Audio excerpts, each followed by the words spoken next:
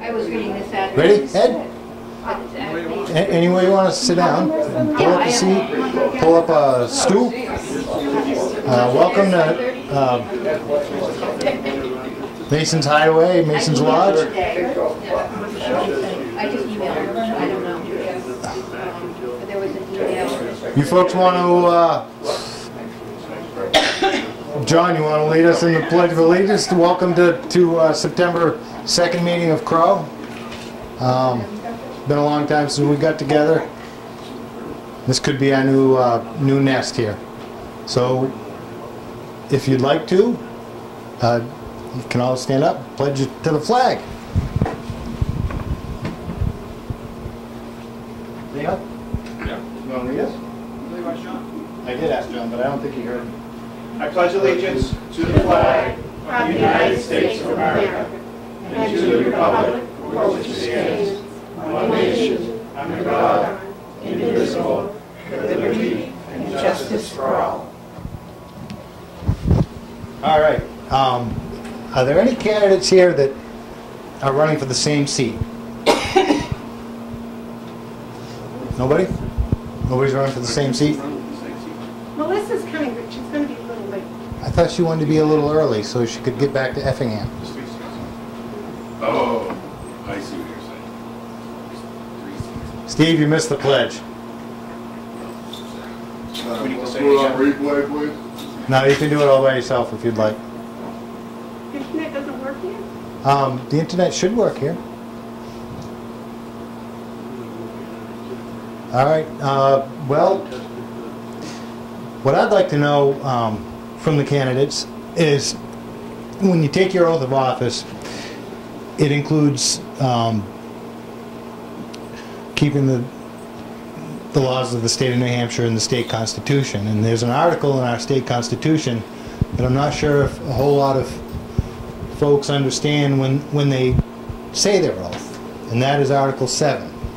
Article 7 has to do with state sovereignty, and it calls on everybody in the state to embrace state sovereignty. I thought I had a copy of it with me. Okay, thanks. Because now I need my glasses. I need my glasses to find my glasses. Thanks.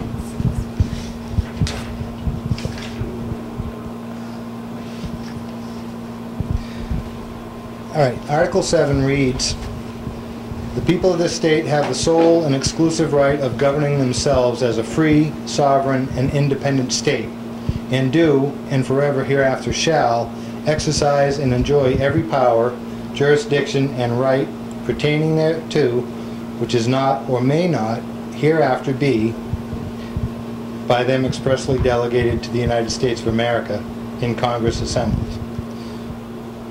So, I don't know if I need each candidate to read that aloud themselves and maybe give their interpretation of that. I mean, to me, it says that in the state of New Hampshire we're going to remain free of the federal government. And I think it's pretty important. It's a responsibility of all folks that are elected to represent the citizens of the state of New Hampshire to maintain that sovereignty. And not only for us in our time, but for our grandchildren and their grandchildren and generations to go. So I would first, I know Lino, you was saying something about wanting to take off out of here, and would you like to take the microphone first and kind of? Do we have to hold the microphone? You don't have to hold it it. down, have a little chat. You can hold your seat All right, if you'd like. that would be nice. I'll hold it back. You want the copy of this? You want his glasses? No, I don't need glasses, thank you. Thank you.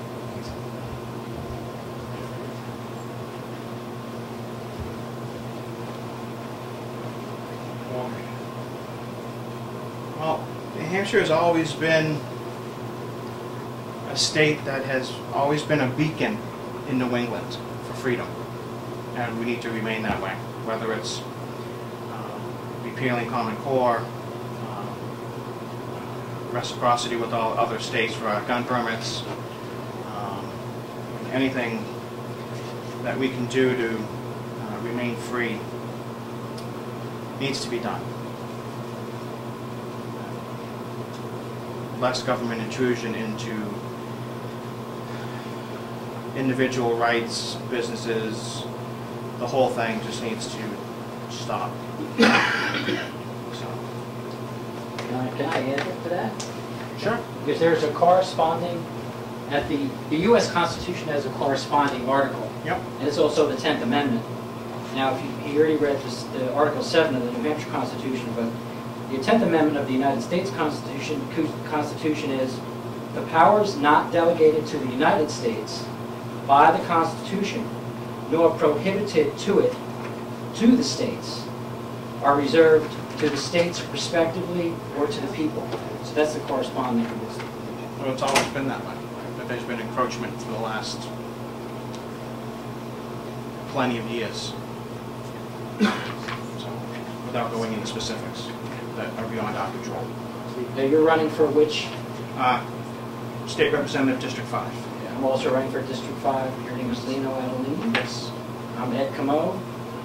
I would like to thank Ralph for hosting this candidates forum with the concerned residents of Wakefield. You're certainly welcome. Did you want? Yeah. All you, buddy. Should have got the notice of sooner. Yeah, you should. Now, Ralph, step into the camera. Oh, You specifically asked to have the meeting kind of be around this, and I wanted to know why you wanted to have it around it. well, it seems that over the last 10 years, actually probably 30 years in my observation, that folks taking an oath of office kind of rattle it on and don't even understand what it is they're agreeing to uphold. And to me, sovereignty, you can't have freedom without sovereignty. Sovereignty is something that was observed by our forefathers, written into the Constitution for the purpose of maintaining true freedom. And sovereignty is individual rights, or not rights, responsibilities. Responsibility to make sure that everything you enjoy in your lifetime is given to your kids, your grandkids, and other people's, kids and grandkids.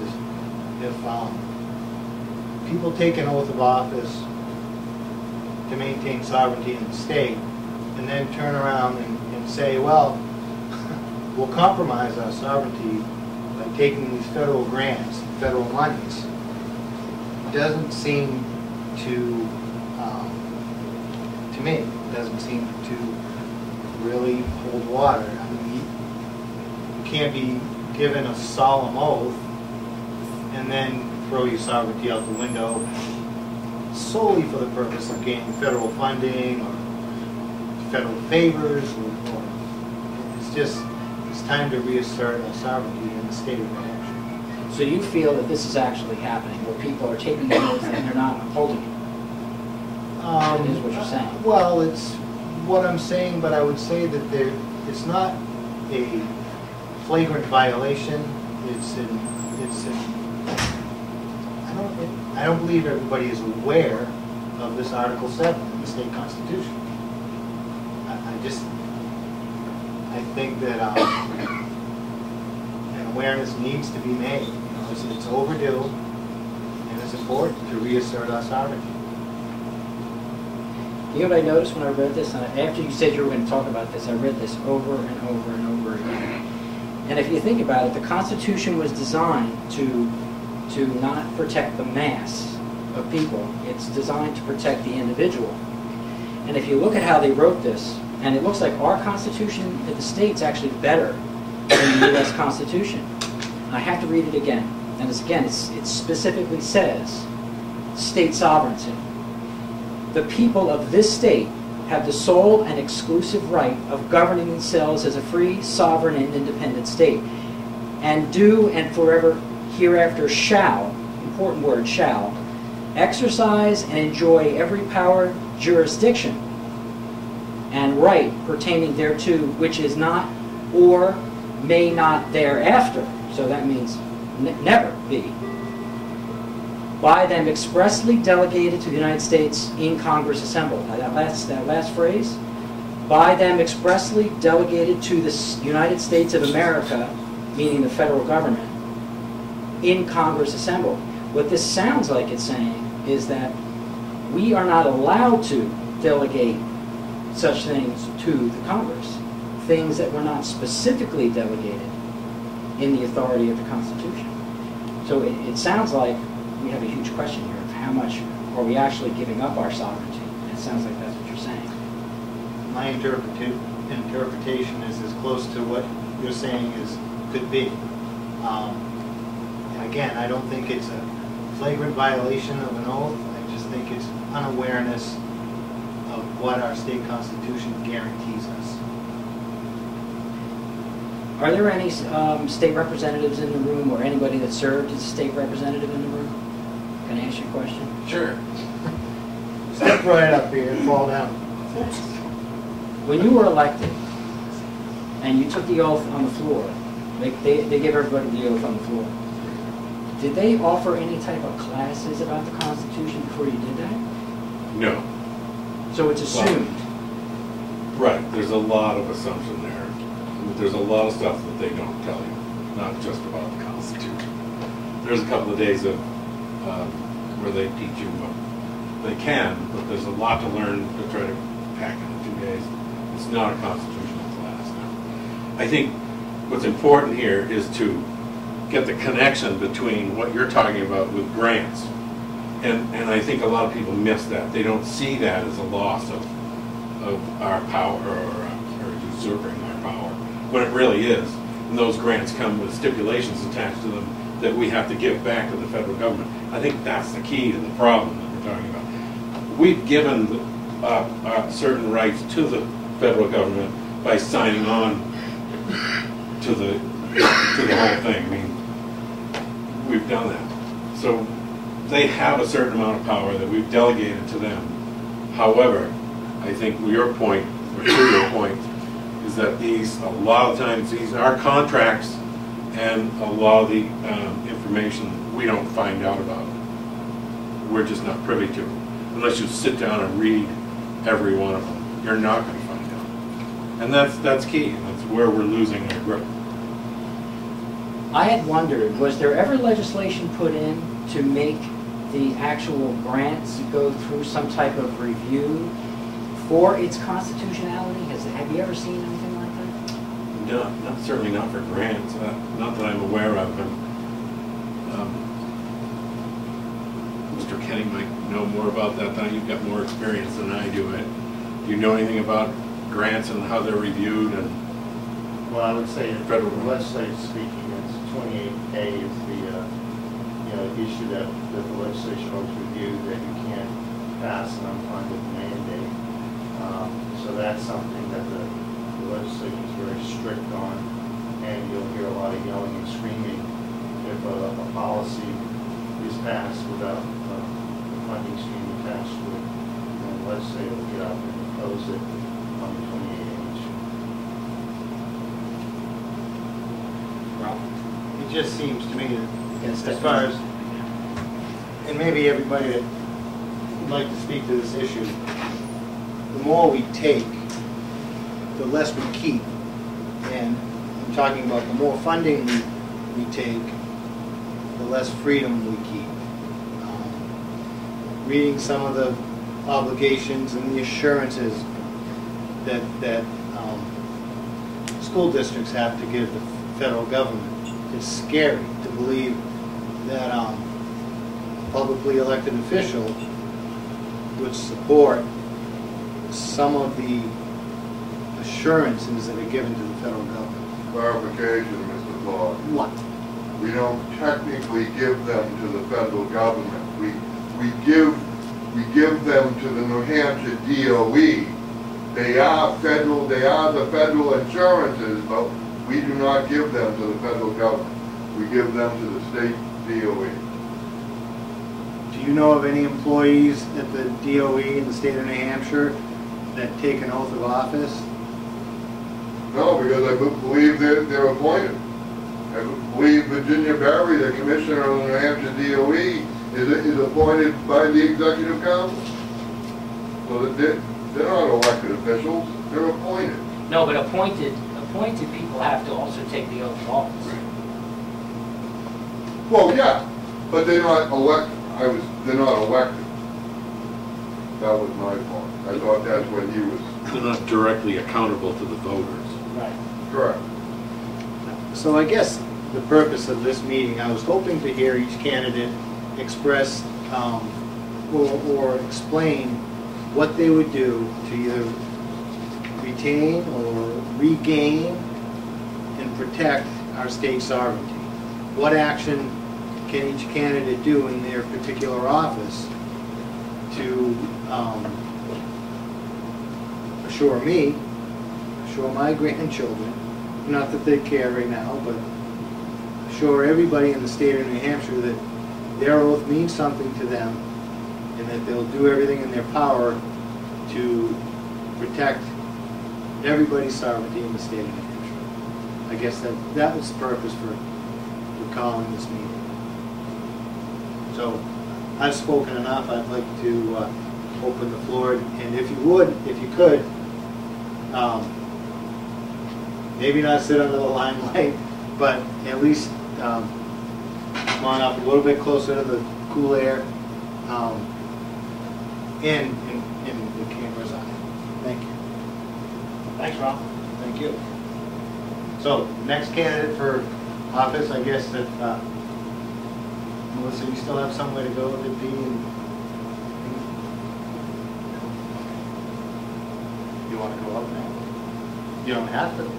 I guess everybody that gets up should introduce who they are and what office that they're going to be. Well, that's a pretty good idea, Ed. Why didn't I think of it? Room for a late comer? That's all right. All right. Stand right there and explain this. No, I'm just kidding. Come on in. Make yourself at home. Looks like I need to grab some. I'll take the doorway. Good, I'll leave. I'm Melissa Siemens, and I'm running for District 3 County Commissioner. I live in the town of Effingham. To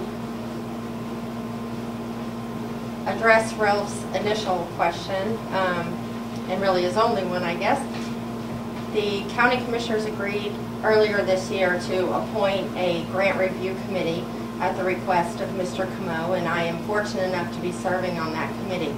Although we haven't had a lot of action items given to us yet, we do have a board and we're meeting, and the idea behind that is to go through each grant with a fine-tooth comb, whether it's a new grant or it's a grant that we've been getting for 5, 10, 20 years, just to see exactly what the implications are for the county. So as this relates to the county commission job, that's the first thought that I have as to how we can make sure that we're not committing ourselves any more than we should be to the federal government or the state government for that matter. Thank you. Did you say what you want? Yes. And is that the same seat that Amanda's running for? Amanda, you want to come on up here?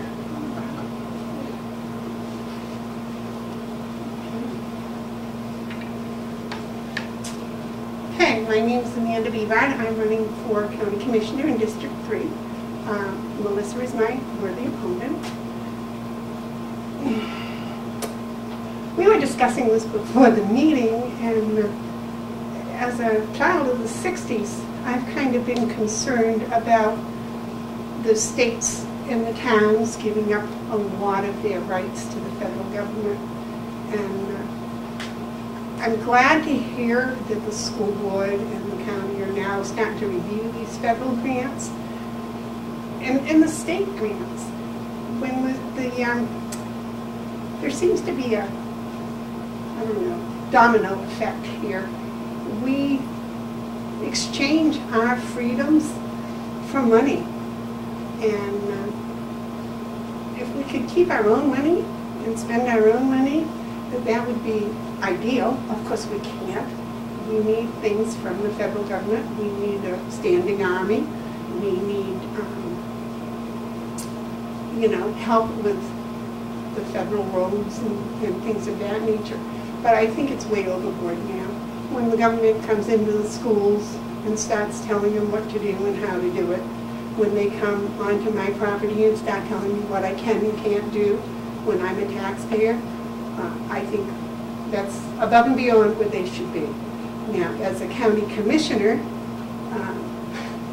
the theory is that the county commissioners run the county, when in reality, the county delegation holds the purse strings.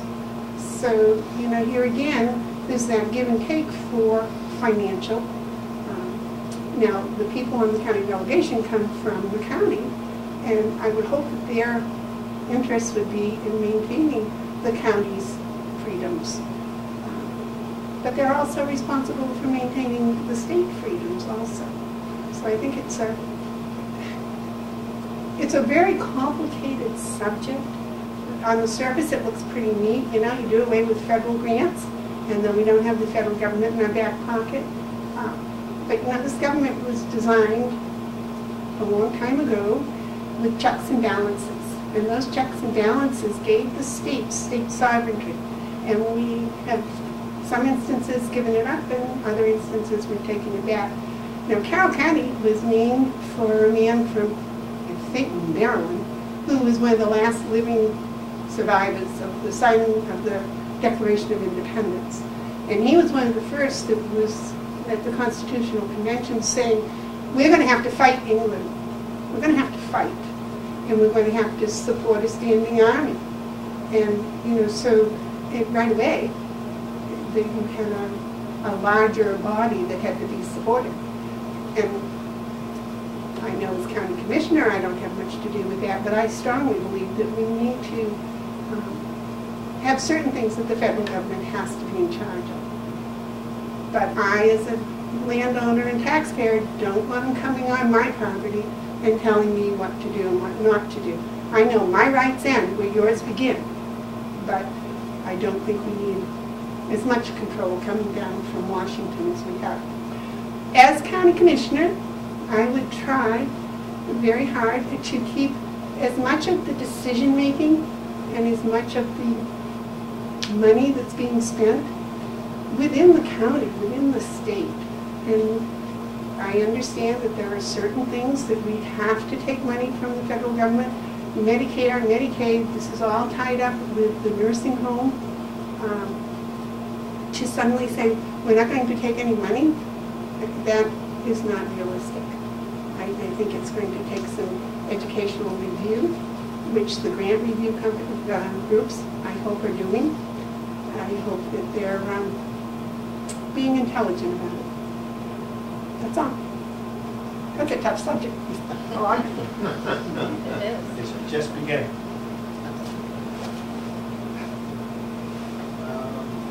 Am I the mediator? Yes, you should be up here. You're the moderator. Moderator. That's what I meant. Mediator's more meaningful. But you're now sitting in the gun rack.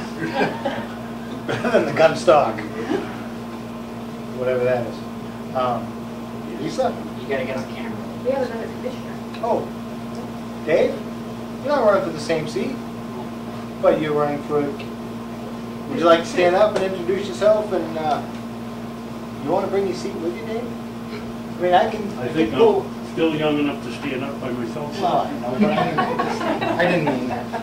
That's Dave not what I- Babson, I'm running for re-election for Commissioner from District 2. As far as the grants go, the county doesn't really take all that many grants. We get the one for patrolling the Kangamangas. We get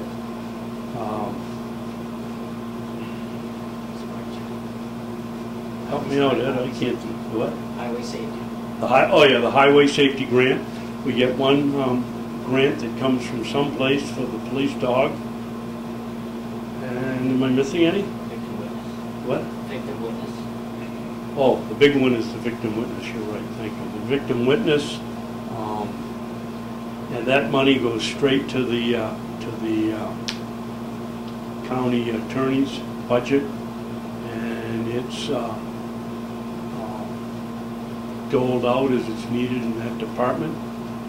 Ed came up, or somebody did, with the idea of a grant review committee, which I think is excellent, because I don't know, as a commissioner that goes up to the county probably 4, 4.5, 5 days a week, it's just impossible to look over everything, and with the help of a committee that looks at the grants, it's going to help us in making our choices.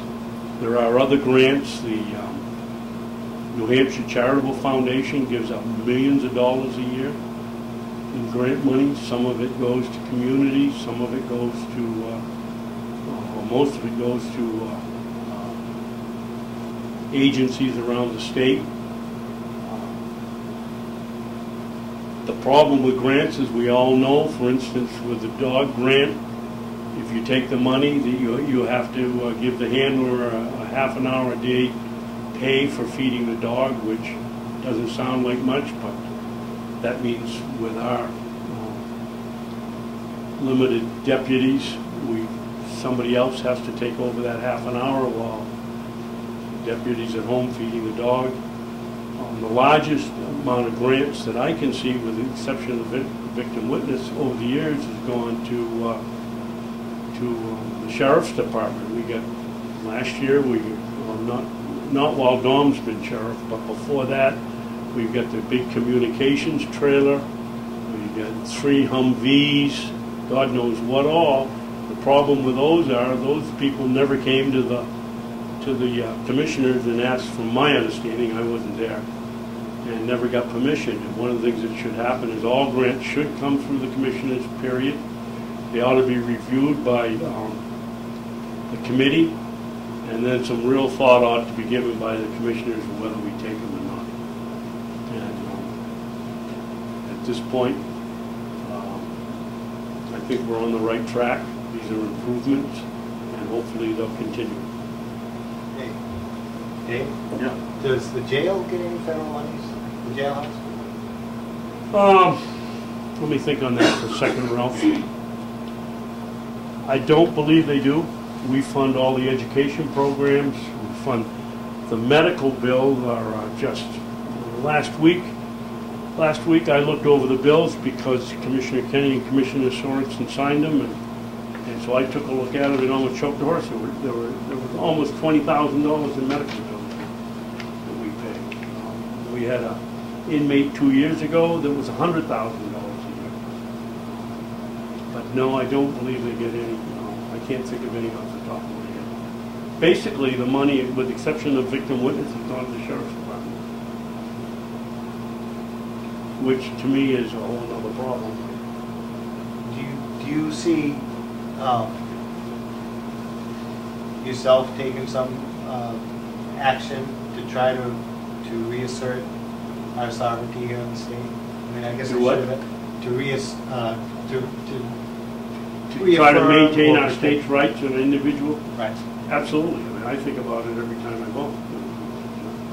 The federal government is become too large in our back pockets in our lives, and it shouldn't be. Thank you.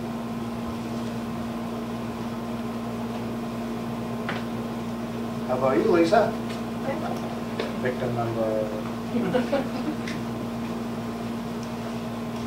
Hi, Would you like to see? You want me to see that? I'm able to stand as well.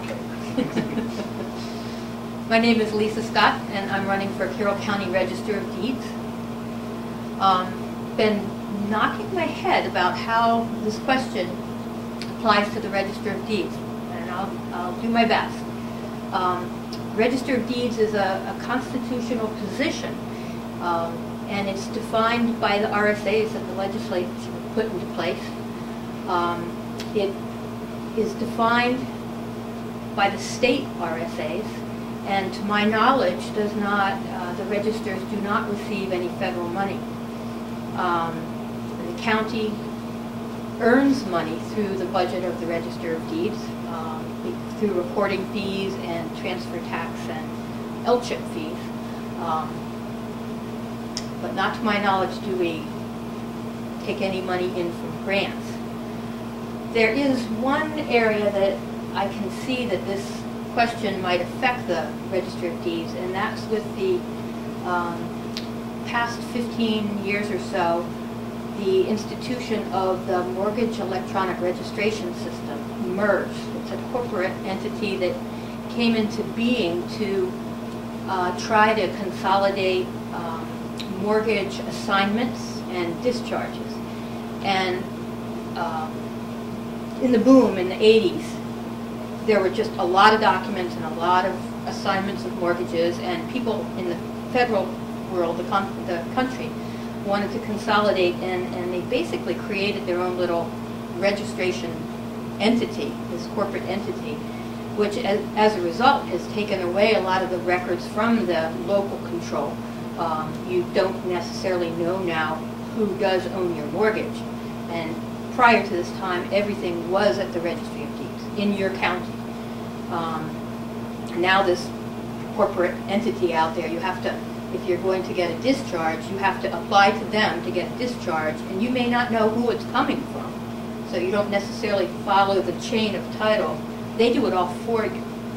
And it's the result of this is that it's created a lot of confusion, as you might imagine, over the past 10 years with all the sales of mortgages and then bundling them, and nobody really knew for a while who owned quite a bit of the mortgages. Also, it's taken away a lot of revenue, because every time you record a discharge, it's $17 plus postage that goes right to your county registry.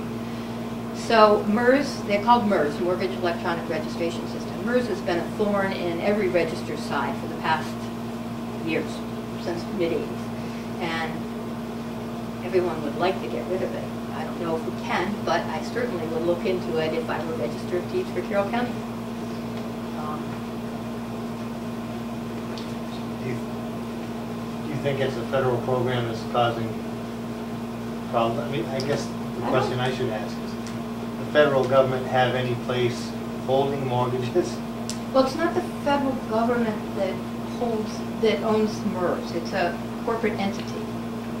Fannie Mae and Freddie Mac. Those are affiliated with the government, but they buy and sell mortgages. This is more like a registry of deeds for the world, for the state, for the United States. And does it have a place in New Hampshire? It certainly does seem like it's going beyond the bounds of our state constitution. I don't know what can be done about it at this point. I haven't looked into it. I just know that it's a boondoggle, and most people agree. But you're willing to raise awareness, and that's... Oh, sure. Yes. Yes. So who started it? Did an act of Congress start it, or did the Treasury start it, or did the state try it? I think the banks got together and started it as a corporate entity, because they were handling so much paperwork, and nobody knew if I hand it to you and you hand it to him, where to go for it. Now, you said back in 1980. In the boom of the 80s, when real estate was just... So that didn't help when... It was supposed to crashed. facilitate things, but it's made them very difficult. I didn't know. Yeah. Now you do. Thank you. Thank you. Thank you all for having us here tonight. And please vote for me. Ready for another Moxie? Oh, thank you. Would anybody like coffee, ginger ale, Moxie, water, any kind of refreshment before we get to the other candidates? Who are Is this the official Joe? intermission, Ralph? Yeah, this is like intermission, yeah. Interaction kind of. But there's donuts and there's cookies and there's brownies, and I think Priscilla cooked up some cupcakes, right? You did? Read your mind. All right, I brought cupcakes. Hey, Ralph. There's chips, pretzels, and stuff. Bring those tomorrow? Okay. Ralph, Yes. is there any law on the book that you know of that can remove somebody for breaking their Great law? one, bring it tomorrow. And who does that? Well, Could you say that again? Is there any legislation that actually, what's the enforcement mechanism if somebody does break their oath? Who reviews it? Is there any kind of committee that says, or does the court do it? Who actually does it? Like, if one of us does that with doesn't uphold our oath, what happens to us? I don't even know. You mean just at a county level, or? On any level. If anybody's accused of that, what happens? well, when when it's brought to the attention of some elected officials, you will actually see some folks hang their head in shame, you know, but it rarely ends up in a dismissal or a removal from your office and stuff like that. A lot of folks just don't understand what that 7th article to the state constitution is. When you bring it to their attention, I don't know, I mean, I know myself, I feel terrible about the acts I've committed that compromise the state sovereignty.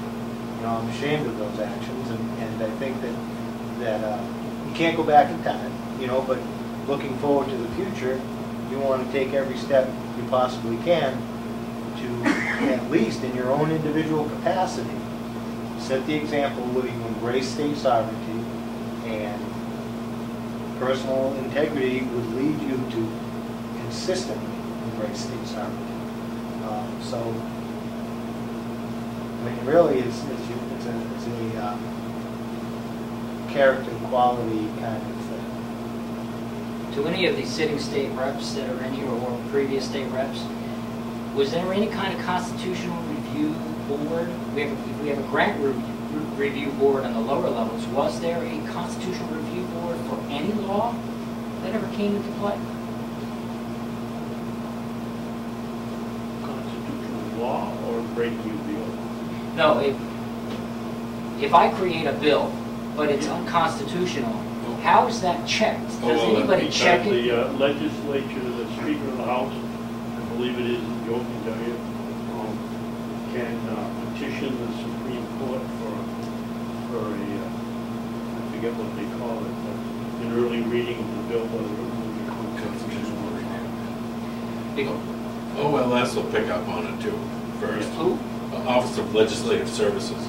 I come up with an idea, I want to make a bill out of it. I take it into OLS, they assign it to a constitutional attorney.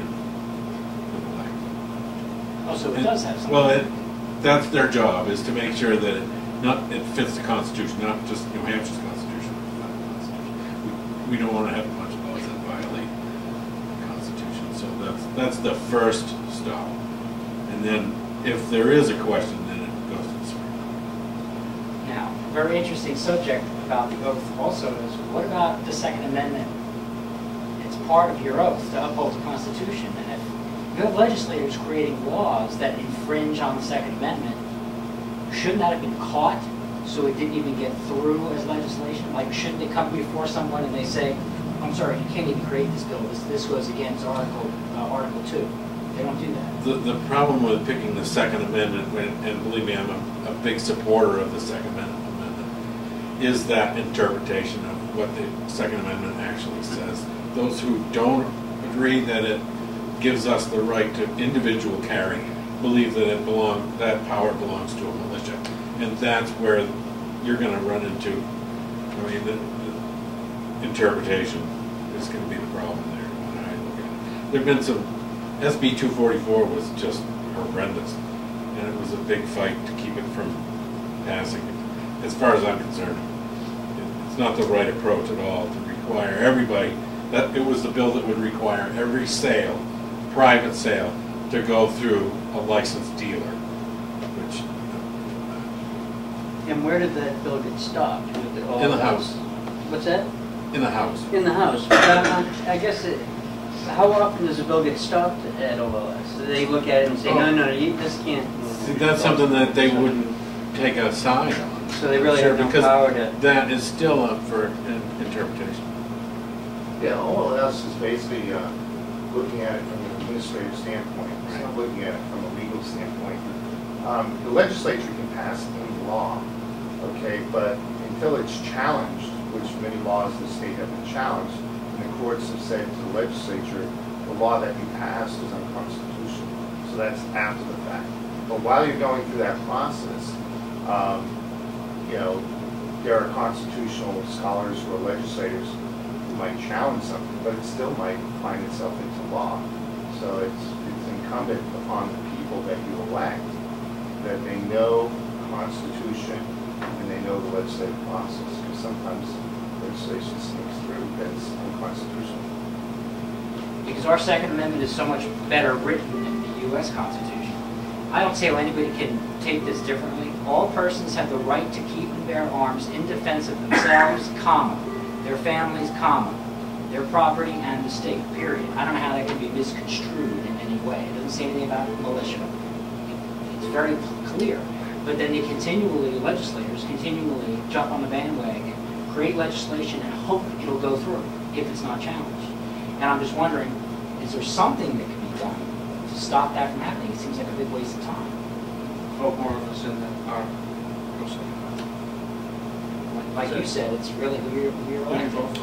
So if you have a very informed public who votes people in and they understand it, then they hopefully won't vote for people that don't understand it.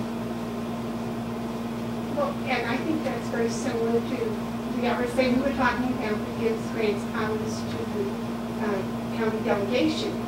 I read it one way, somebody else reads it a different way.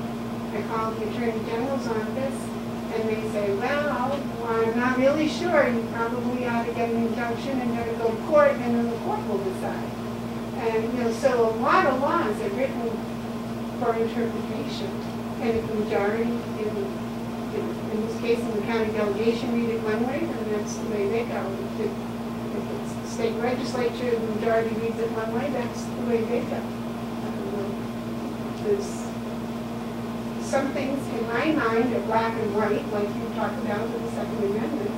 I mean, I read it the same way you do, but there are other people that will argue all day that that's not the way it's meant to be written, not to be interpreted.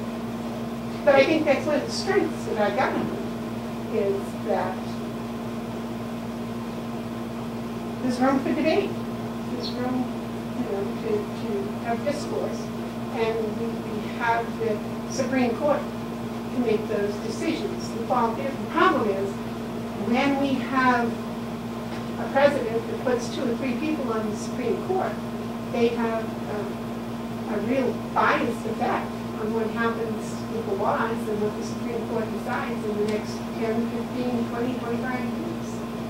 So I believe that we need to be really careful who gets put on that Supreme Court.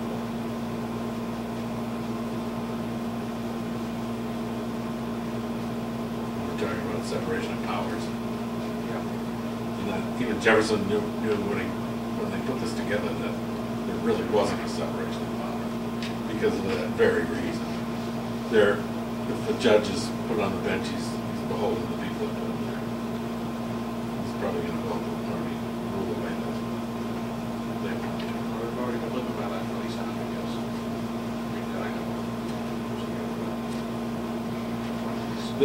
The other part of it is, if I bring in a bill that says we're going to,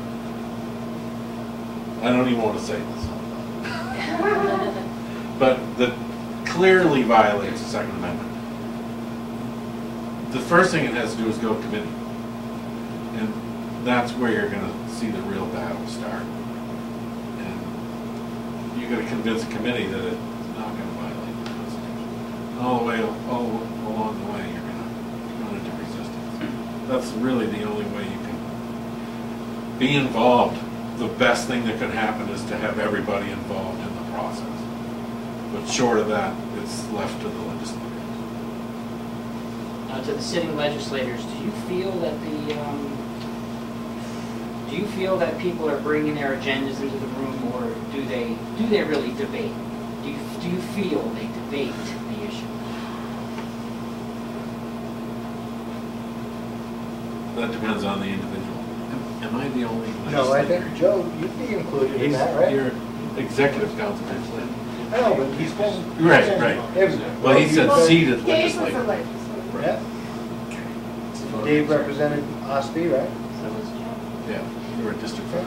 So I would say, to answer that question, the debate starts from the time the bill goes to the committee, gets presented.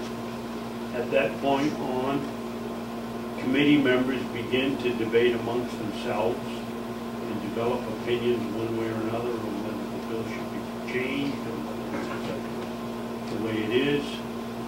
And then it goes, and then when it comes time for them to decide what their call is going to be and expedient to legislate, ought to pass, or down the tube, I said that. Then if it passes, well, any bill goes to the floor. If it's inexpedient to legislate and it's a close vote, it goes to the floor and gets debated. If it's ought to pass or ought to pass with an amendment and it's a close vote, it gets debated. I think you could argue how vigorous the debates are because most of them are set up ahead of time. The whole show is programmed. And, is it really a wild debate? I don't think so. I don't believe there's many instances where, or hardly ever, is a committee recommendation of inexpedient to legislate overturned.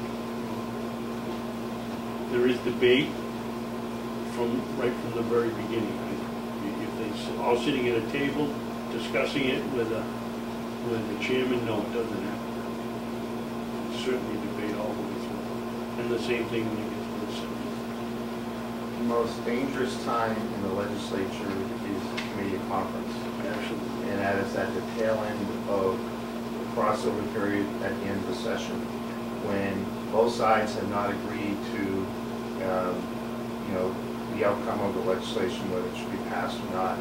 However, the Speaker and the Senate President have figured out that they have something that either side wants, and they'll tack an amendment on the committee conference.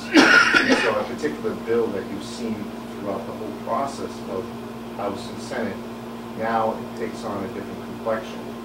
Also, there are title changes in legislation that can take place as well. So famously, the union leader will always say, in this treacherous time, the legislature is usually around the May time frame when things will sneak in as far as amendments to these committee conference that the whole body, both the Senate and the House, have not seen until they actually take the final vote on it. And that's when they have to take their time to really go through the legislation one more time. Now, was it always done like that, or is this something new? Yeah, and it's worse than that, as Joe can tell you. If Joe can tell you, if the Speaker of the House or the President of the Senate has a person that's going to oppose the legislation that they're in favor of, right, Joe? They'll yank them off and put somebody on that's in favor of it. I believe the Senate rules are a little different than the House rules. It used to be in the House that if the bill had been brought up and defeated in the House, it couldn't be stuck on a bill in a committee of conference. The Senate, they do just about what they want to do, and they can put anything on it. And as Joe said, it's the time to keep your eyes open. Why can't you just have, because the public thinks that the bill goes through, and the person votes on the bill, it passes or fails. Why does it always have to be amended and changed to the point where it's not even the same bill? Well, it's called horse trading. It still exists. And it's called something that might have come up late in the session that needs to be addressed. And I just dedicated a North Country Fire Academy a few weeks ago in Bethlehem. When I looked at the legislative history for that, there was some horse trading that went on, and that was tacked on with an amendment under a different kind of fire bill with $550,000 attached to it, because there was one side, probably the House, that wanted that to pass through, push forward a North Country Fire Academy. So it's horse trading. There are things that come up from an emergency standpoint late in this session that needs to be addressed then and now, and doesn't necessarily go through the full public hearing. So it is a dangerous time of year. And some things never even come out of committee. Good bills go to committee, and they never come out. They just... Every bill in New Hampshire gets a vote on the House floor. Every Who bill. goes bill got a vote? I'm sorry? Who goes bill? If it comes out ITL and the whole committee was unanimous, then it'll go on the consent calendar. No, And who it's- goes bills? The one that said that each district in Carroll County would elect their own commissioner? Right. If it went to committee, it was ITL, it went on the consent calendar. Anybody at any time can pull it off consent and debate it on the floor, but if it goes in the consent calendar and it gets voted on a voice vote, then it's done. But Every bill goes to the House. It was my understanding that never was voted. If it was not debated necessarily, it was, it would have been on the consent calendar. What's IPL? Inexpedient to legislate as opposed to ought to pass. And it gets really confusing. I got confused the first week. It was like, wait a minute. Because what we vote on is the committee's recommendation, not the bill itself. So if the committee came out and said ITL, then we're voting yes or no on ITL, not on whether we think the bill should pass. So it's easy to get tripped up if you're not paying attention. That bill was my bill that I put in a couple of years ago, 2 or 3 years ago. And then I got Tom to put it in this time. And there's tremendous political pressure from the parties not to change it. The Republicans are afraid they'll lose their seats up north. I mean, I thought the seats up north were more Democratic than Republican. And so that's got a lot to do with the pressure that's put on. We're one of only 2 counties that vote this way. Usually you have to come from the district, and those are the only people that you can vote for. You don't vote at large.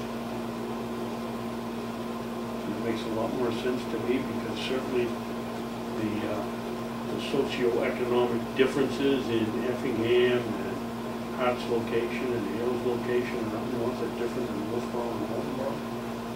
And yet they can enough to kill a candidate politically. That is 3 times more expensive to campaign the entire county than it would be doing this way.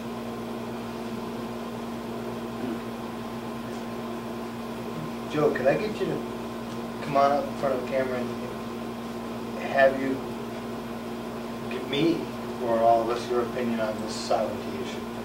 I'll be glad to do that, Ralph. But I'll do it from an executive council perspective in my new office here. First of all, does anybody know what the executive council is and does? Work directly with government. Okay. Right. Well, I didn't see too many hands, but just a brief overview. The royal governor of the state of New Hampshire, many years ago in the 1700s, when he was kicked out, they came in with a council to oversee the state affairs. It was only later on that they reintroduced a governor, because they felt that the royal governor was too strong. And they wanted to really clip off his arms. And so when they reintroduced the governor, suddenly they had 5 people around the council administrating the executive branch of the state of New Hampshire. So the whole idea is that the governor of New Hampshire is probably one of the weakest form of governorships in the country. And with that, the governor has to count to 3 because there are 5 executive councilors. I represent District 1, and so the governor has to be very nice to us and understands that if there's anything that she wants to effectively get done, she has to work with the council. And we meet every 2 weeks, and we vote on the billions and billions of dollars of state spending. So basically, the legislature is the policy branch.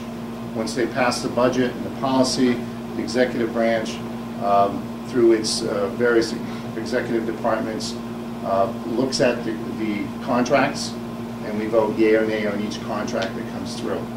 Now, every couple of weeks, I get a bag of contracts delivered at my house that I have to read through. And tomorrow we have a governor and council meeting, which I'll have to work my way through those contracts and to see what I'll support, not support. And I'll just give you, when it comes to sovereignty, I'll just give you examples of my viewpoint on some of the activity that's been going on. The second thing that we do that's very important is that we appoint people to boards and commissions. Now, there's over 300 people in state government, or I should say citizens, who serve on these boards and commissions. They could be the Public Access Advisory Board, it could be a labor board, it could be an automotive technology commission, or it could be a Forest and Lands committee. So we do that every 2 weeks. One of the other roles and responsibility we have is that we appoint judges to the benches. And that to me is probably one of the most important things that we can ever do. Because we have to make sure that it's a New Hampshire person with New Hampshire values who's following the Constitution that we place on that bench. And that they're not someone who's coming in with their own agenda or who doesn't have the background to serve at the district court, the Superior Court, or the state Supreme Court. That's probably, in my judgment, outside of the spending, the most important thing that we do at the Governing Council. There are some other roles and responsibilities, such as the civil commissions, Justice of the Peace, and some of those civil commissions that we appoint every 2 weeks. We also oversee pardons. If the governor chooses to have a hearing on a pardon, that we would vote on someone staying in or getting out of jail. The other thing that Governing Council is responsible for is the origin, so the 10-year highway plan. So the 10-year highway plan starts at Governing Council and works its way through a long, lengthy process. There are other nuances to the job, such as a few weeks ago, we had a public employee, a correctional officer, that went through a tribunal because he was fired and he was asking for indemnification, which at that point was a 2-2 vote. One of the councilors wasn't there. He was not able to get indemnification for his particular firing. I'm finding out there are little nuances with the job. Every few weeks something new will pop up, like it did about a month ago when I was at Dartmouth-Hitchcock Hospital, where I oversaw a hearing on a $41 million bond, so that the hospital could borrow money and in turn make money, if you can believe that still exists. Getting back to the sovereignty question, it's in those contracts. And one of the things I've noticed with these contracts is a lot of the money is being pushed out of state. And if you were to calculate all the money that goes out of state, I bet you there's probably 50–60% of that money is being pushed out of state to contractors in Maryland, New York, DC, and it's just mind-boggling to see that when we talk about state sovereignty, that I can't believe that all this money is being pushed out of the state. And I've questioned that, and I've been told by the Attorney General, who reviews all contracts, is that we can't hold the money completely in New Hampshire because of, our intercommerce, amendment, constitutional amendment, so that we cannot simply lock down the state and say all contracts and all monies will be awarded in the state. We can't do that because of the interstate clause. So that's where I think the governor and the council needs to work on, is to try to keep more of those sovereign dollars here in the state of New Hampshire so that we support New Hampshire businesses and jobs. So with that, I'll take any questions. Joe, why in the world is the executive council involved in a bond for I would imagine Mary Hitchcock is a nonprofit, but it's a private corporation. Why would you be involved? I believe, David, has something to do with security exchange that falls under the Secretary of State, and that we have some type of foothold in that process. I was kind of somewhat taken aback by how involved we were in that, and that was one of the nuances to the job that I've learned about. I'm not so sure it's what we need to be involved in, but traditionally we've been involved in those types of hearings. Follow up to what Dave just asked. Isn't that government interference in private enterprise? Well, thank you for the question. I just think it's, like you mentioned earlier, checks and balance, because we have this scandal that happened a few years ago, the Ponzi scheme out of Meredith, called FRM, where people's lives and fortunes were lost. And it pitted the Secretary of State, the Banking Commission, and also the Attorney General against each other, because they didn't have in place the appropriate checks and balances and oversight to basically break up that Ponzi scheme before it even started. So in that regard, I think it's it has more to do with oversight within the state boundaries when it comes to the security exchange and the banking. So I think it's important that we do have those checks and balances. I believe that this is where a lot of this federal interventions come from. The government wanted to watch over and protect people and take care of people. And dang, you know, I still want to stand up and take my lumps if that's what's coming. You know, I don't know if I need all that protection.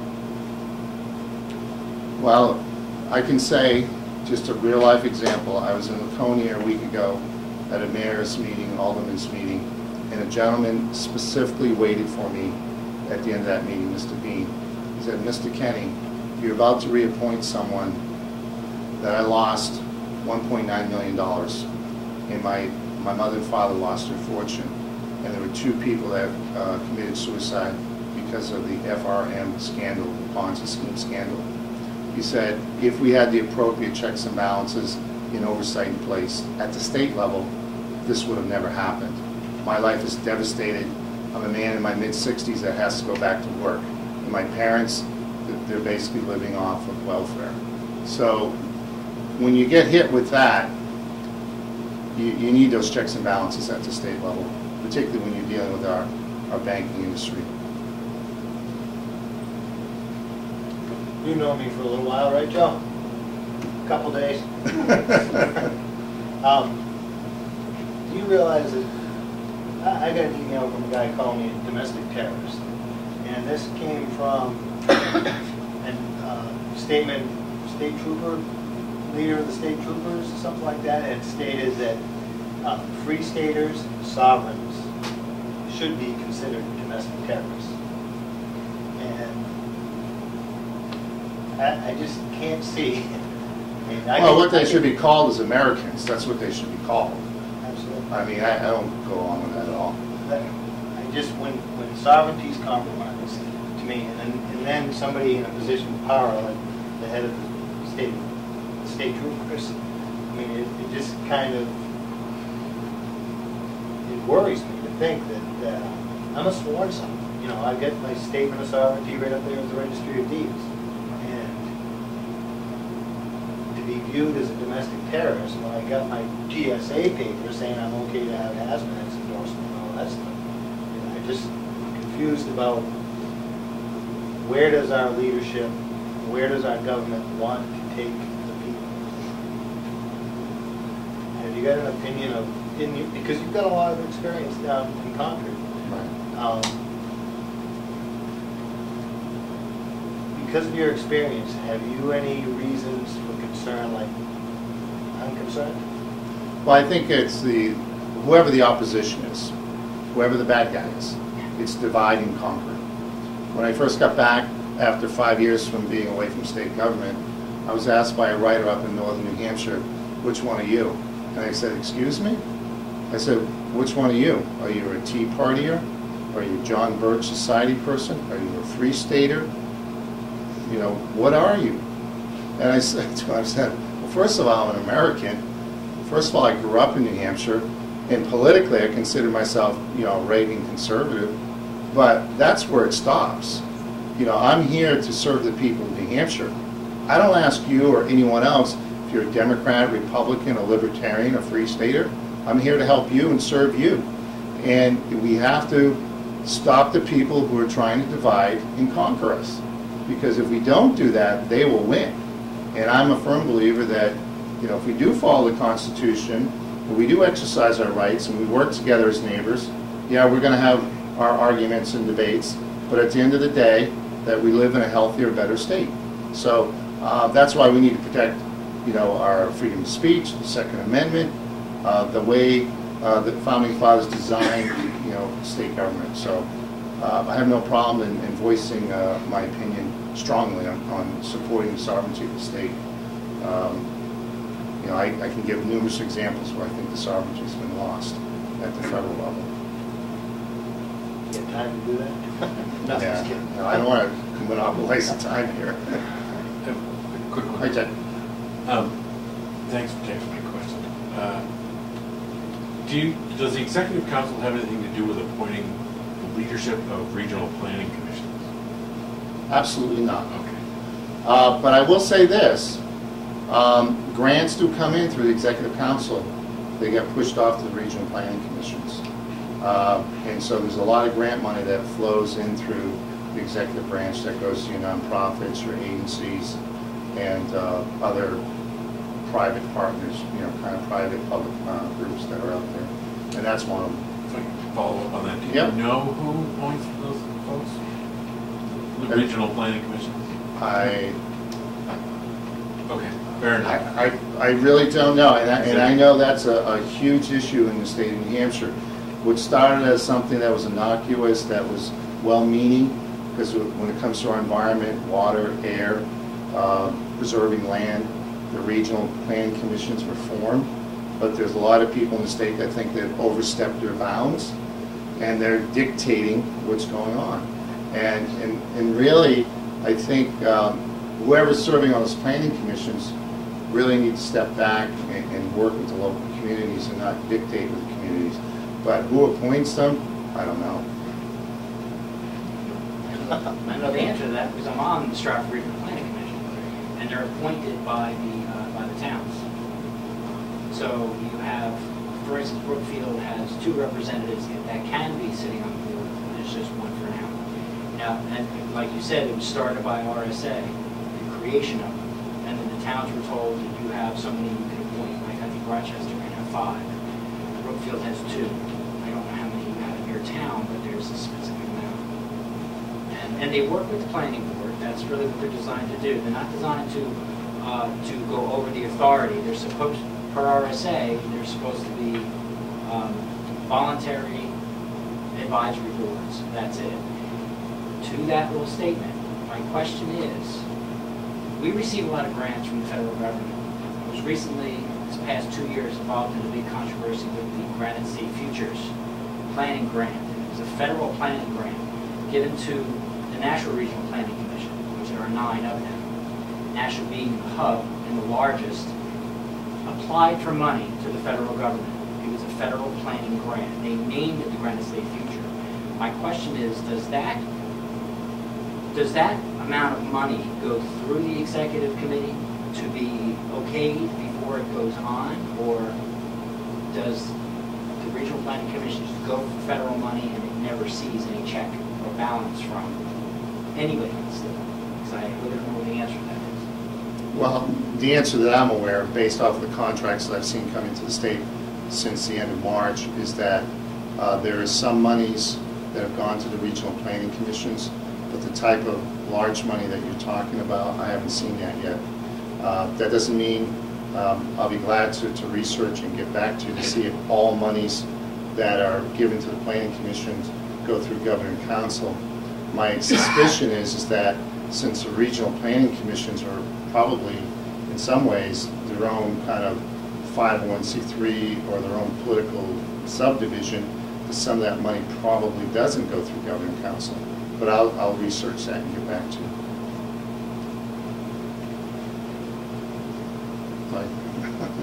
Thank you, John. Okay, thank you.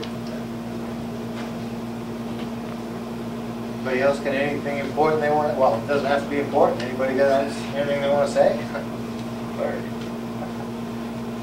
Okay, Ed. Back to the sovereignty issue.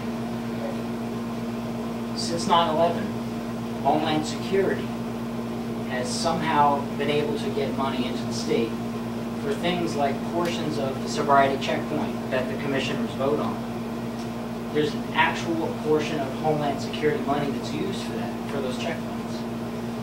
I don't see any oversight of that. And I believe that's a sovereignty issue because A, there's no review of it, and it's influence coming in from the feds without any oversight. So I just wanted to add that to the list of items that could be a sovereignty issue.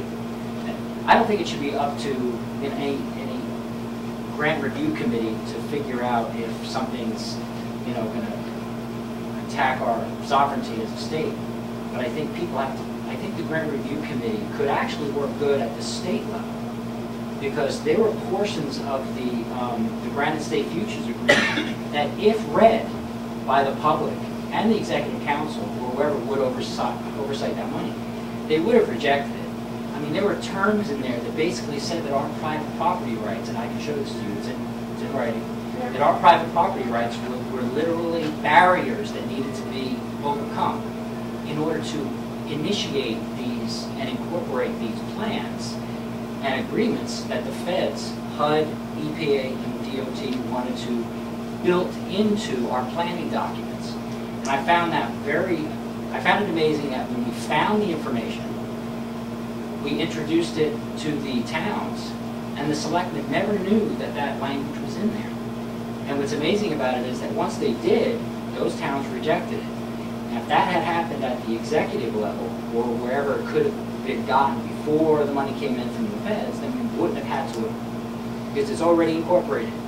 Nashua got $3 million for a planning grant, and that money was used to do the 9 separate regional planning documents known as the regional plan, which is by RSA you have to have. And I believe you also, Joe, you also vote on the 10-year plan. And of many things in the 10-year plan have incorporated in it the EPA, DOT, and HUD planning schemes, programs, ideas built into it.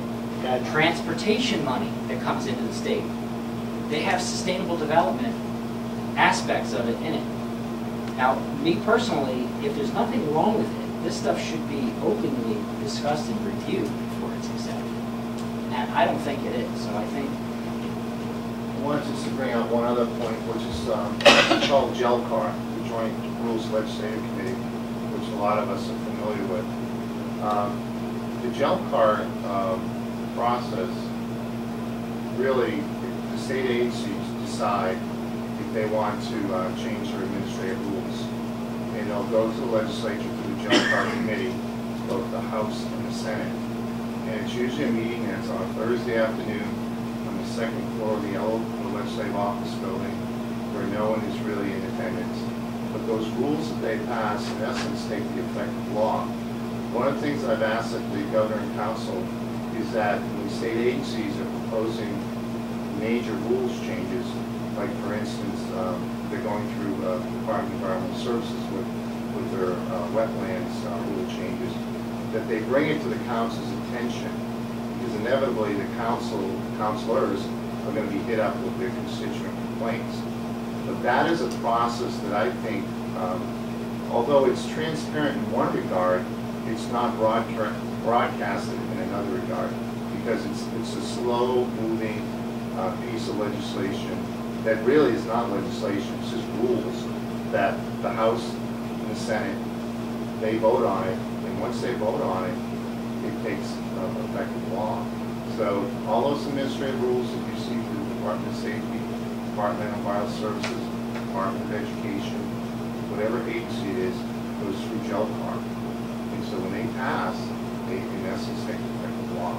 So it's important to have more transparency and more light shown on that administrative rules process. So back to the sovereignty issue again. You have New Hampshire DES.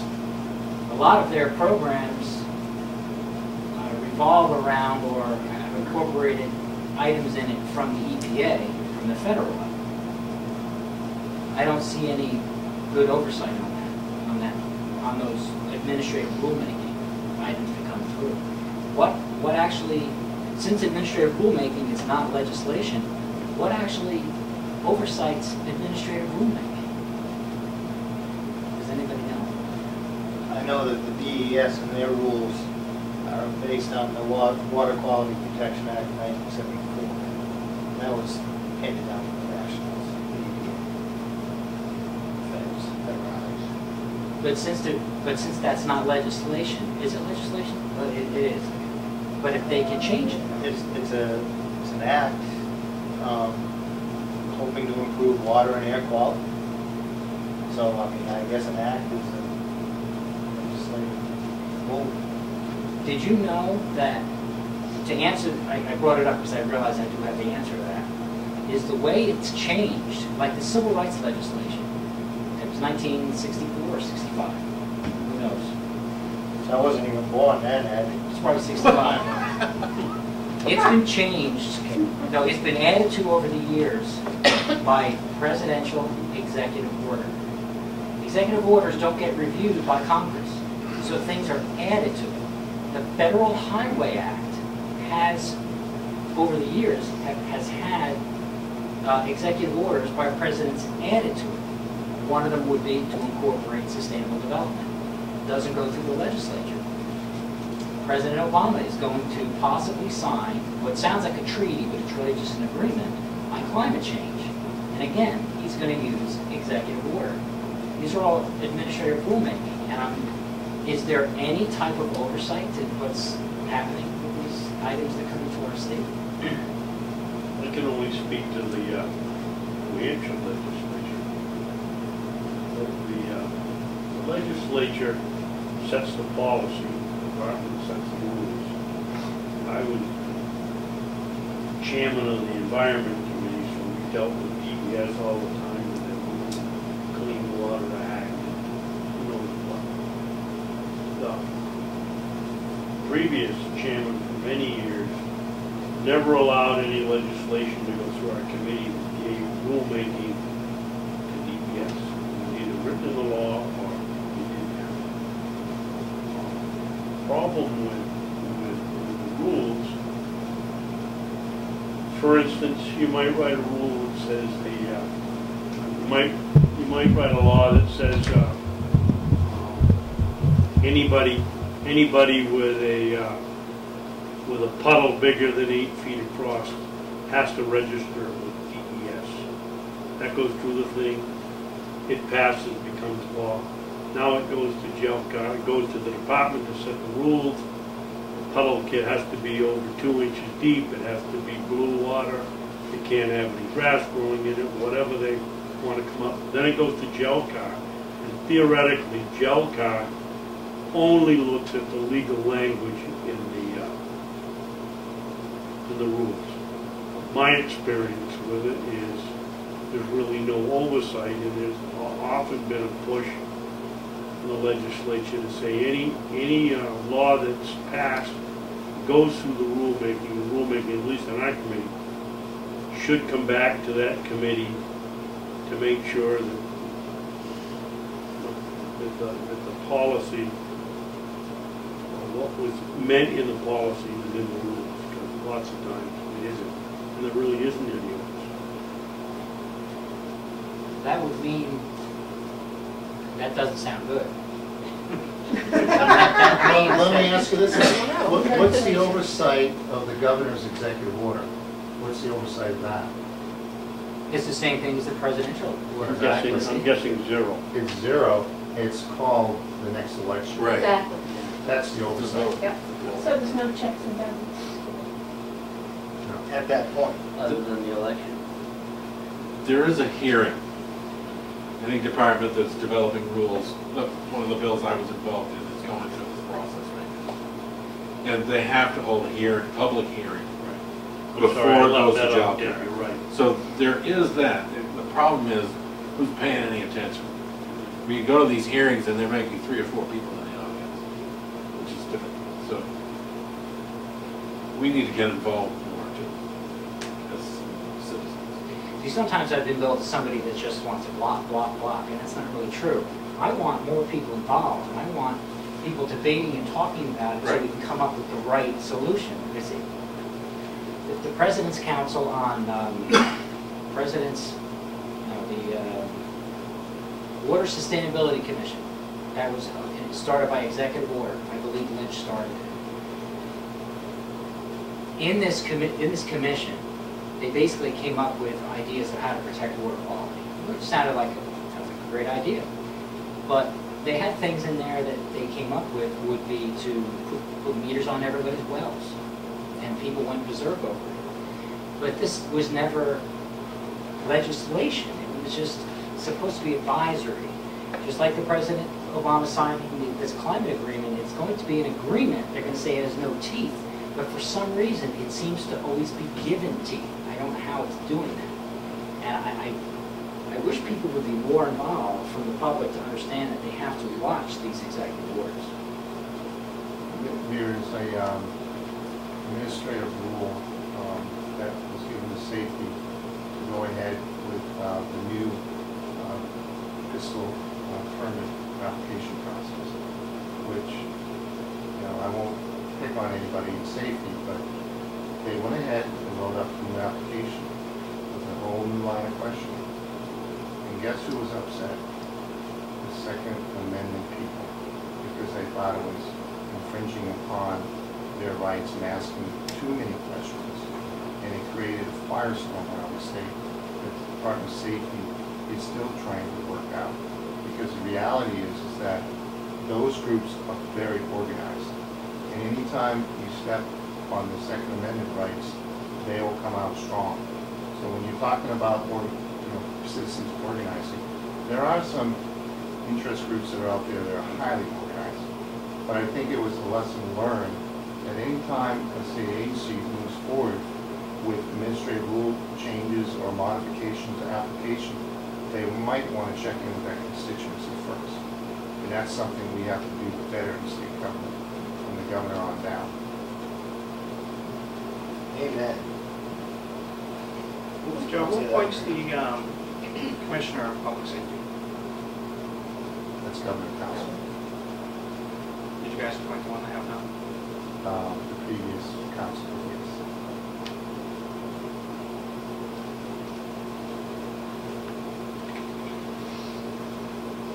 So the solution is more interaction, conversation, and awareness, right? I wish there could be legislation that could somehow control executive orders better for everybody's benefit, like some step or some type of an oversight.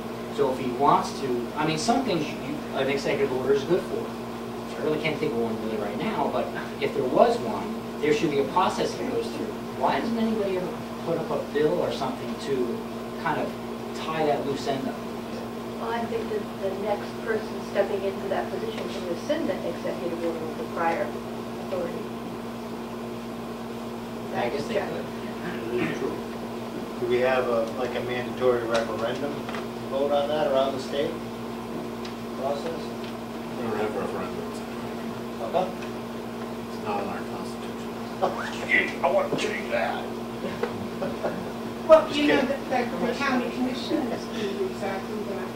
And they can pass something and then a few years later change their mind and change it. Just last week they did that. Dave, you'll have to help me with this one, but wasn't it 2 years ago you said that when people like the sheriff or the head of the House of Corrections, if they resigned, the person underneath stepped up and they got no pay for stepping up? And then just last week you said, or I believe maybe Commissioner Sorensen said that the heads of these organizations, if they were being stepped up to, then they would get an increase in pay. That wasn't 2 years ago, it was January. And what we did was anybody stepping up to a supervisory position would not get an increase in pay. And then recently it became very evident that that isn't working because for instance, the nursing home was looking for a new director of nursing, and by law, we have to have one. And so we changed it, and that's now a tremendous responsibility. We changed it to those that are stepping up in a position required by law will be compensated for it. We haven't quite figured out, we're working on how we're going to do that, but they will be compensated. Another, if you're a sergeant and you step up to whatever the next level is, the jail for 3 weeks or 4 weeks, you won't get compensated. But that is a change from what you had decided before. So these things do get changed, as you said. And not necessarily when somebody new comes in, but those people that are there, that are of it, or public causes enough commotion, they respond to it. It's just the public needs to get involved. How do you get them involved? I That's a good question. I don't know. Ed got me involved, and I still haven't figured out how we did that. Well, I think it's great that everybody stepped up. I think that's all the people that are running now. I think it's a positive thing, and I thank you for all stepping up and serving. I know some of you have been serving for a very long time, and have seen a lot. That is appreciable. Any wise comments from you, Mr. Brock? Well, Ed didn't mention the Garvey bonds. Oh. How the state of New Hampshire is borrowing, using Garvey bonds for anticipated federal funding up to 10 years out. So what happens in 10 years when they've already spent all the money today? 10 years from now, there's going to be no money. Well, there's no money now, technically, but they keep printing it. But 10 years from now, the New Hampshire DOT, I mean, the whole road system in the state is going to fail because they've already spent the money. Now, being on Stratford Regional Planning Commission, I believe, Steve, you're also on that? Uh-huh. From Wakefield, I'm from Brookfield. What I see is, I see a lot of the regional planning commissions using their time to work on sustainability programs and not work on 10-year plan, not work on, they're actually late doing the regional master plan. And I still don't have an answer of what authorized them to be late, because the RSA specifically says every 5 years. It doesn't say 6, 10, whatever, so there's no answer to that. But the New Hampshire DOT, which I think are excellent, they're very nonpartisan, they're very smart, they're engineers, they know by inch how much asphalt has to be replaced, and they really know their stuff. And they've told me already that our funding for the New Hampshire DOT is, he said it nice, he said it's downtrending. So as it downtrends, the state money, now you see this influx of federal money. And of course, you have Garvey bonds and you have other things that are coming in. Now, at what point are we going to stop, at what point are we going to question, as our ability to keep our own systems going down, and we just keep using federal highway money to do what the state used to do. And that's, I don't think people understand how much it's trending down. So, another thing I found out, Federal Highways changes their rules. It used to be a, this is in reference to red list bridges. 10 years ago, a red list bridge, 10 years ago, a bridge would not be red listed. But today it is red listed because the federal rules changed on what is a red list bridge. So now we have to fix it because it's on a red list, because it doesn't fit the government guidelines, the federal government guidelines. So now the feds say, oh, we'll help you out. We'll give you more grant money. And now they're adding bike shoulders on 93 and putting in all this extra stuff. And because people say our infrastructure is crumbling, we have to raise the gas tax. We've got to raise the gas tax. The problem is you weren't told that they changed the rules. That's why the bridges weren't really red. They just became red when they changed the rules. Not many people know that. But nobody wants to fall off a bridge. It's falling down. Or have it fall on. One of the problems with the gas tax that I really objected to was we had an amendment in that would have made sure that 100% of that tax went to roads and bridges. It failed because of the other side of the aisle. Where else does it go, you know? 27% right off the top goes to Department of Safety. Right off the top. 27%? Yeah, and that 4% gas tax hike, or 4 cent, sorry, gas tax hike, adds up to about $77 million going to Department of Safety. Each year or You know, in total. Where else does it go? The rest of it goes to roads and bridges. Now, the 42% of what was left over is going to the expansion in 93. 12% goes to the town. And the rest of it goes to roads and bridges, whatever's left.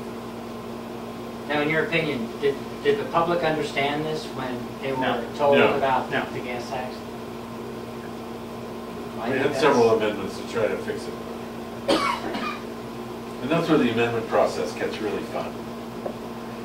When you've got something like this coming at you and you realize what's going on, that's where it's, the door swings both ways for amendments, right up to committee of conference. You've got to, if you don't have that, you're just going to get railroaded on some issue. On the other hand, you're taking a chance. The one thing that happens at a committee of conference is if one person doesn't agree on that committee, the bill goes down. It's done. It has to be a unanimous approval. And that's where politics comes into, because they can appoint somebody, the speaker or the president of the Senate can appoint somebody that's intentionally going to take that bill down if they don't like it. Rare, I think, that happens. It can. Or another thing that can happen in those committee conferences, happened to me, everybody comes in and agrees to do it, and then, in my case, one of the senators didn't even bother to show up to sign it, so it's dead. And then it goes back to the House to be voted on. No, if it's dead, it's dead. No, I mean, if it passes, you have to agree.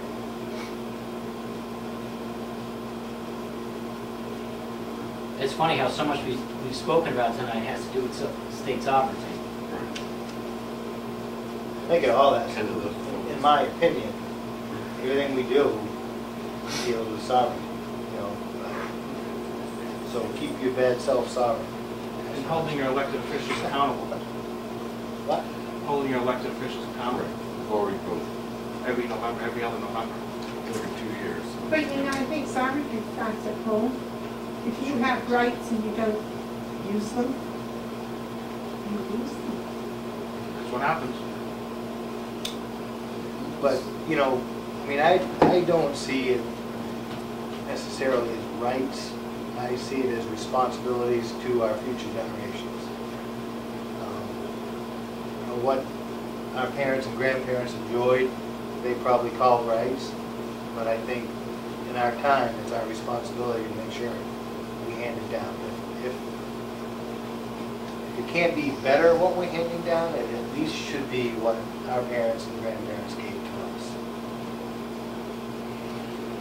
Locally, one of the first attacks on sovereignty is zoning. And that's where these regional planning commissions, I was on the planning board in Tupperware for 12 years. And in the process of that, we spent 4 years rewriting subdivision. And by the time we got done with that, we met every week, completely renovated our subdivision regulations. By the time we got done with that, it was time to rewrite the master plan. And we were done. I mean, that was enough. So the Lakes Region Planning Commission said, oh, here's some advisors. You can hire these folks. Substantial amount of money we had to pay them. And they came in and tried to force these cookie cutter rules down our throat that I personally objected to it. You know, we got in a battle over it. It's like, this is Tupperware. It's not anything like that. Don't come in and try to tell us that this is what we have to do to make it all look right. Every town has their own perception of what they want to see in the future. And that's really your first attack on sovereignty, I think, is zoning. And it's careful, and you're the ones that are going to have to get involved locally to change that. That takes away your property rights. That's the first thing. A lot of times, right. That's, yeah, it's directly. When I went to, I saw what the Wakefield Planning Commission had done, and they had an aerial view of my whole farm, and lines and all of that, and I said, you know, when did I give my consent for this? For the aerial photograph? And being part of their plan. It was a long, you know, it took some processing, but, and I thought I was an informed citizen. And this had been going on for a couple of years before they, you know, got the plan established. And I was shocked that they had that power to take my tax money and do that, and everybody in the world can now look at my property, because, you know, they were flying over. Now, Wolfboro is in the Lakes Region Planning Commission, correct? Wolfboro. Well, that plan you're talking about is Lakes Region is one of the 9 regional planning commissions, and that plan is the state's regional master plan. So there's 9 regional master plans.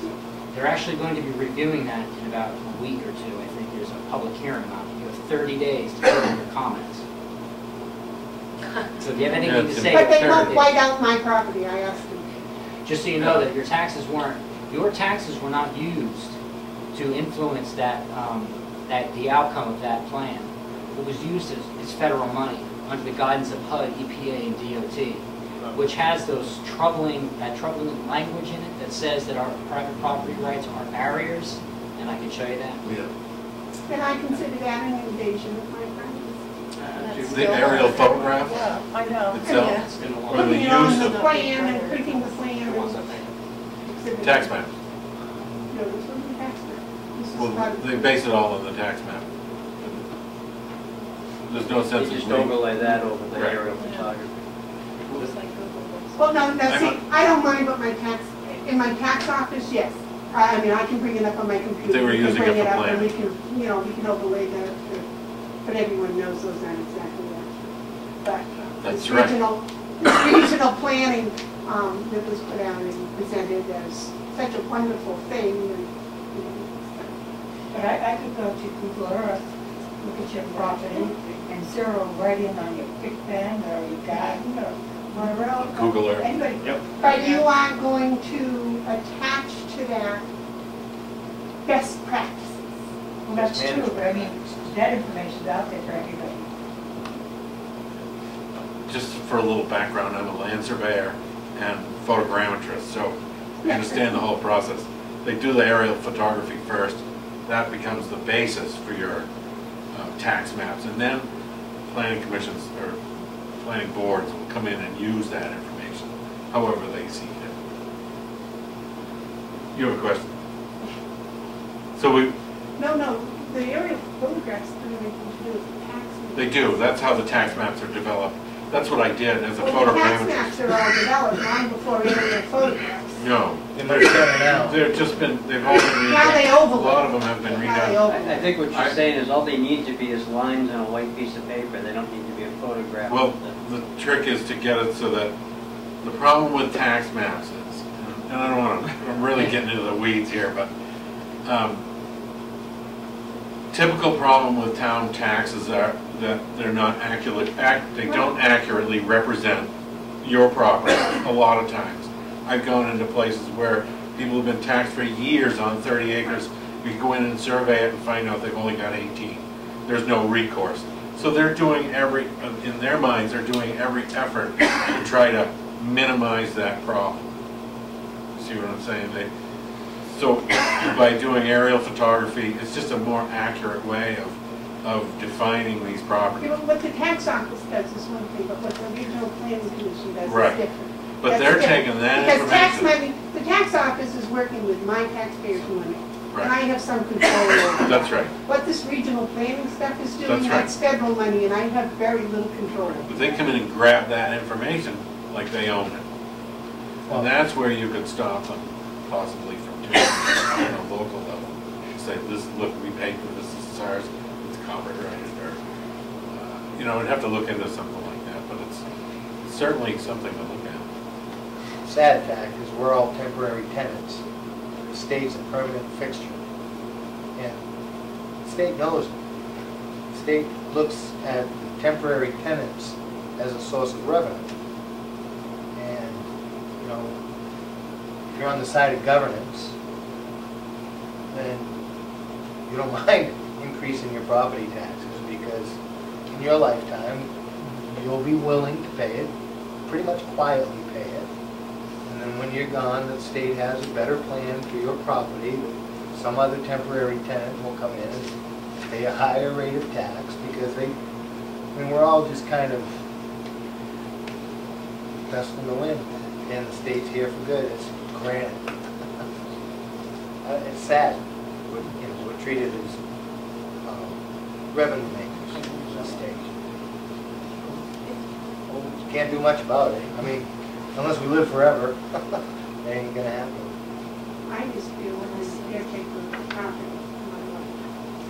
Right, and you know, your grassroots governance is out of control, and that's apartheid in America today. There's folks in the bureaucracy they don't want to give up any of their power or supervision of the folks that are paying taxes. I mean, what good is that for them? It's kind of scary, but The trick, no solution. trick is to reduce the size of the bureaucracy.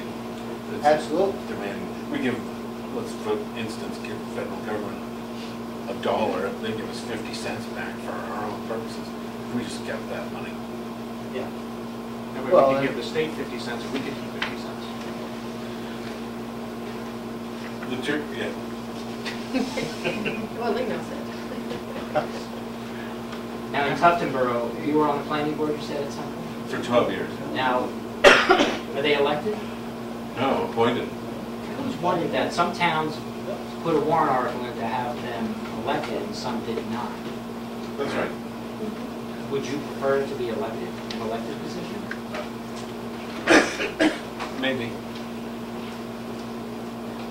Tuftonboro is funny. It's not a good example. It's hard to get people involved. So that's, I think, what was the thought process when they started. Because I would like more of the power for planning shifted to the planning board. Well, then, And even down to local police, I mean, there's an RSA that allows us to make a local chief's position elected. I think there's only 2 towns. By an act of legislative body in the Right, town, right. voters have to make it. 25 signatures. It's like a dog office, so you can be elected or appointed. Right. But the town's gonna decide how you approach that issue. Elected officials tend to be at least more responsive. They do, and they should. We know that. Do not toe the mark. I mean, in regards to the regional planning commission, I personally would rather see more of the planning, since the Constitution is designed to protect the individual. I would think to protect private property and the environment better, that perhaps that power should be moved down further and given to the planning board.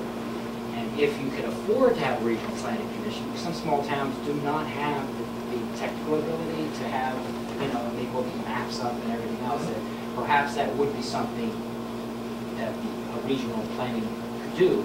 I would much rather it not be a political subdivision. I would rather it be a company that they actually, the taxpayer of that region would have to hire to do that. That way you have control. Having it be a political subdivision connects it to the government and connects it to the federal government. The regional commission. Right. I would rather a regional planning commission be a planning company. I believe they were like that a long time ago. You would hire a company to do it. You would hire a government agency to do it. That way it's paid for a specific topic. Exactly. And that way you have the loyalty of that regional planning commission or that planning department that you hired. Just like the school board administration type. If you hire a company, that company is going to listen to you, which you're paying them. Right. I don't like the fact that you have a political subdivision created by the state that takes orders from the feds instead of the town. That and Tuftonboro for years refused to be part of the Lakes Regional Planning Commission. Refused to pay the dues. Many do So not. we couldn't figure out what we were getting for our $5,000 or whatever it was. I think you're paying more. They than that. held the 10-year plan over our head. Said, you're not on the planning commission, you're not going to get on this 10-year plan. You just kiss your roads goodbye. Did that really happen? Well, Is it that was, illegal? it wasn't in the newspaper, but yeah. How many years ago was that? Because they changed that policy. Because they can't do that anymore. That's good because that's when we started paying our dues. And how much do you pay? I forgot it. The last time I don't know, yeah, it was close to $5,000. Yeah. We couldn't figure out what we were getting for $5,000. Can you now? What's that? Can you figure it out now? What we're getting? I mean, some people say rave about the planning commission and others don't see anything. there's nothing tangible. Before planning commissions, they had elected officials who, in their capacity, knew what they were doing, you know, and planning boards and zoning boards and stuff like that, had members that were able to build and construct and do the environment. You mean you had to qualify, is that what you mean? Well, the people electing the officials knew what that official could do. You know, I mean, they had the ability to judge, and had faith in the person they were electing to do the right thing in that capacity. Nowadays, anybody can run for anything, and they've got a larger regional commission to, you know, at a small fee or a big fee, give guidance. So, the rat race, and the rats are winning. So, I would hope tonight, before everybody leaves, I get a donut, a soda pop, a coffee, because last time I provided donuts, I ate donuts for 3 weeks. Same donut, same flavor. Now, is this going to be the new meeting place for concerned residents of Wakefield, also known as Comeau? I would like to establish that. I have some plans of building on the vacant lot next door here and creating a larger social gathering spot. But, I mean, I don't know, this would be by consensus of the Comeau members, I would say. You know, we've got 4 Comeau members here. Well, actually, anybody from Wakefield that is involved in anything I would consider a concerned resident. You should expand it. Call it CROC. I was going to call it CRACT, C-R-A-C-T, which would be Creative Residents and Concerned Taxpayers. Wrap it up. What? Wrap it up. Okay. Stand up and say thank you, everybody. I don't have to stand up. Right? Well, thank you, everybody, for showing up tonight. How come? So you're in the middle of the screen. Executive order? There goes his sovereignty. Yeah, that's your house. Yeah, right. So, again, thanks everybody for showing up here. We're normally the first Monday. Last night, people were celebrating Labor Day, so we decided to do it today. 1 week from today is Election Day. Everybody should go out and vote, especially today, twice if you can. If they don't recognize you the first time. Thanks again, everybody. I appreciate you coming out. Thanks, Ralph. Thank you. Good luck. Ralph. Good luck, everybody. If you brought any signs and you want to put them out, you're certainly welcome.